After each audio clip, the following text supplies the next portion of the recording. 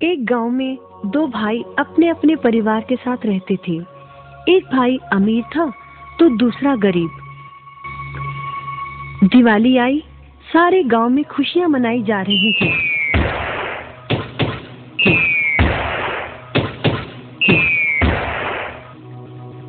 परंतु छोटे भाई के पास तो खाने लायक भी कुछ नहीं था।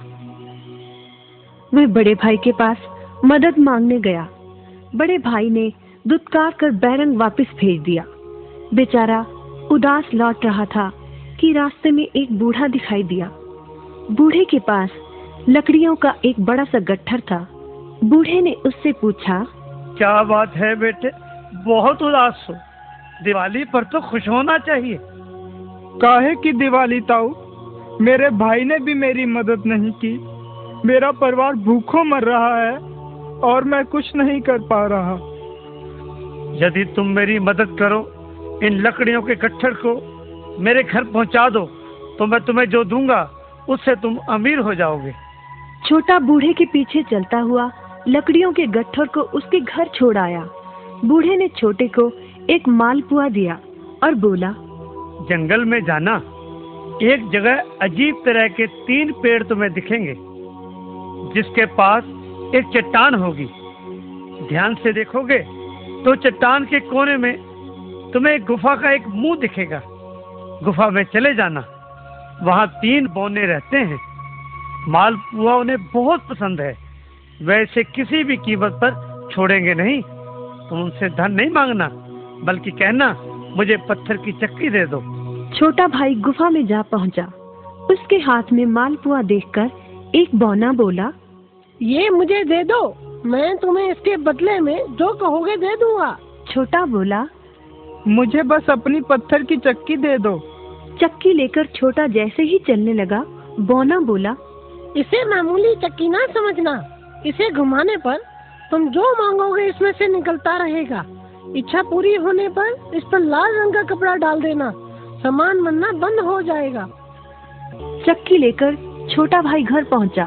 पत्नी और बच्चे भूखे थे। उसने कहा, यहाँ पर एक कपड़ा बिछाओ। कपड़ा बिछाकर चक्की उसके ऊपर एक किनारे रखकर छोटे ने चक्की चलाई और बोला, चक्की चक्की चावल निकाल।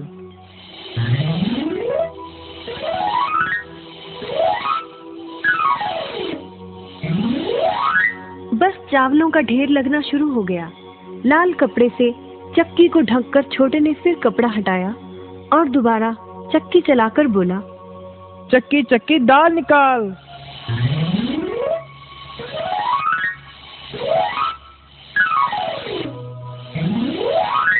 ढेरों दाल निकलती रही।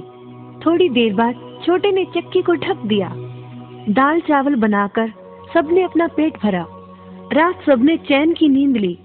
बचे हुए ढेरों चावल और दाल को लादकर छोटा अगले दिन बाजार में बेच आया। वापस आकर उसने फिर वही क्रम अपनाया और इस बार ढेरों गेहूं, चावल, भिन्न भिन्न दालें चक्की की मदद से निकाली और बेचकर ढेरों पैसे कमा आया। दिनों में ही वह अपने भाई से भी ज्यादा अमीर हो गया। चक्की की मदद से कभी घी, कभी तेल, कभी नमक, कभी मसाले, कभी बादाम, कपास, जो चाहे उसे प्राप्त होता रहता था। बड़ा भाई उसकी खुशहाली से जलने लगा। उसने सोचा, चंद दिनों पहले तो ये भूखों मर रहा था, अब इसके हाथ क्या लगा जो ये मुझसे भी ज्यादा धनी हो गया है। एक रात चुपचाप वो छोटे के घर में छुप गया। सारा भेद उसके आगे खुल गया। अगले दिन जब छोटा बाजार सामान बेचने गया था, तो बड़ा भाई छोटे के घर पहुंचा और उसके घर से चक्की चुरा कर ले आया और अपने परिवार को लेकर दूर कहीं टापू में जाकर बसने के इरादे से घर से चल पड़ा। समुद्र किनारे पहुंचकर उसने एक नाव खरीदी। सभी उसमें बैठ गए और नाव में बैठकर टापू की ओर चल दिए।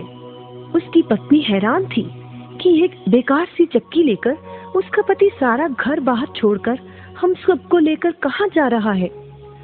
बड़े भाई ने पत्नी की जिज्ञासा शांत करने के लिए चक्की को घुमाया और बोला, चक्की चक्की नमक निकाल।